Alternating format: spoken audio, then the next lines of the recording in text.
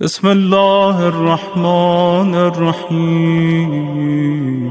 ہمارے بہت سارے پرابلم ایسے کہ ہم چاہتے ہیں فوری اس کا علاج ہو جائے، مسلسل آپ کو بخار آتا رہے، پیناڈول کھاتے رہیے، لیکن ڈاکٹر بھی کہتے ہیں کہ اگر 4-5 دن کے بعد بھی فائدہ نہ ہوا، اب جا کے دیکھیے یہ آ کیوں رہا ہے بخار۔ ہمارے گھر میں مسئلے آتے رہتے ہیں اور لوگ دوڑ کے ہم لوگوں کے پاس آتے ہیں، مولانا وہ جاب چھوٹ گیا ہے، کوئی دعا ہے؟ مولانا وہ اولاد نہیں ہو رہی ہے، کوئی دعا ہے؟ اور مولانا بیٹی کی شادی نہیں ہو رہی ہے، کوئی دعا ہے؟ ہوتے ہی ہیں مسئلے، ہوتے ہی رہتے، اور لوگ اس کے لیے دعائیں تلاش کرتے ہیں۔ یہ ہے دعائیں، یہ والی دعائیں، لیکن دیکھو تو نا کہ تمہارے گھر میں پریشانیاں آ کیوں رہی ہے، اس کا کوئی ایسا تو نہیں کہ اس کا کوئی کاز روٹ ہو۔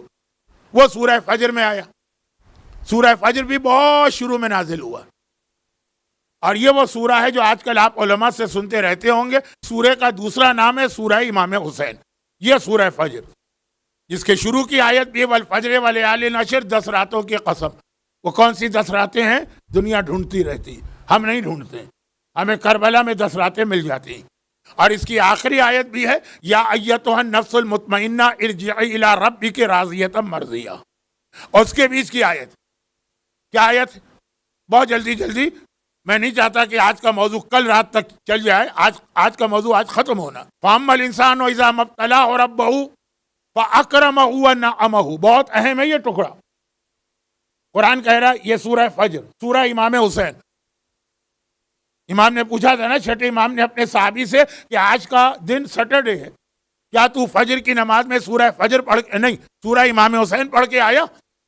چکرا کے کہا مولا تو پہلے تو مجھے پتہ ہی نہیں کہ قرآن میں کوئی سورہ امام حسین بھی، عمل تو بعد میں کروں گا۔ تو پھر چھٹے امام نے جواب دیا نا کہ سورہ فجر ہے جو میرے جد کی شان میں نازل ہوا، اور مومن کو ہر سیٹرڈے کی فجر کی نماز میں اس کو پڑھنا چاہیے، واجب نہیں، ثواب۔ اور جب آپ پڑھیں گے تو یہ پیغام دیکھو، یہ انسان کتنا عجیب۔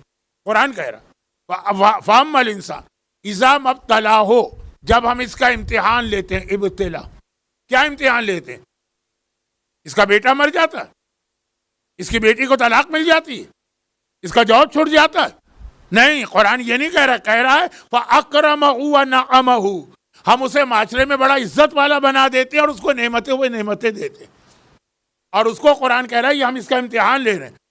فَأَمَّا الْإِنسَانُ إِذَا مَا ابْتَلَاهُ رَبُّهُ، جب اس کا رب امتحان لیتا ہے فَأَكْرَمَهُ وَنَعَمَهُ، فَيَقُولُ، وہ کہتا ہے ربی اکرمن، میرے خدا نے مجھے بڑی عزت دی۔ لیکن وَأَمَّا اِذَا ابْتَلَاهُ، اور جب ہم اس کا دوسرا امتحان لیتے ہیں، پیپر نمبر 2، فَقَدَرَ عَلَيْهِ رِزْقَهُ، اور اس کی روزی کو تنگ کر دیتے ہیں۔ فَيَقُولُ رَبِّي أَهَانَنِ، کہتا ہے کہ میرے رب نے تو لوگوں کے سامنے مجھے ذلیل کر دی۔ قرآن کہتا ہے کلا، رزق کبھی تنگ نہیں ہوتا، کلا، ہرگز نہیں، کلا یہ بہت اسٹرانگ ورڈ ہے عربی کا۔ بل لا تکرمون الیتیم، تمہارا رزق اس لیے تنگ ہوا ہے کہ تم نے یتیم کا حق ادا نہیں کیا۔